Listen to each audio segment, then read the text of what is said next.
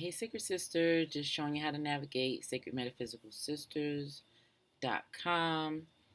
Type that in, it'll take you directly to the URL. The URL is slightly different, but you can still type that in and you will still get here. This is the new site, the social networking site for Sacred Metaphysical Sisters. I previously in 2007 was on the Ning site, and believe it or not, this is a spinoff from the Ning. The woman who started this was also part of the co-creation of Ning. So log on, join. This is where I'll be posting a lot of stuff in conjunction with the Magic School. So today we're dealing with the Survival Garden, week 1. I'm just going to show you how to get into here. As soon as you log in, you should see the featured articles, posts, topics, etc.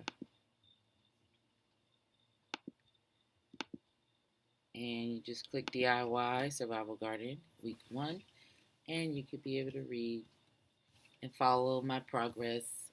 I'm going to focus on 4 plants. I have some herbs. I'll give you a little sneak peek into the other things I'm growing, but I'm mainly going to focus on potatoes, sweet potatoes, onions, and celery. And then probably make some recipes with those things. So, see you there.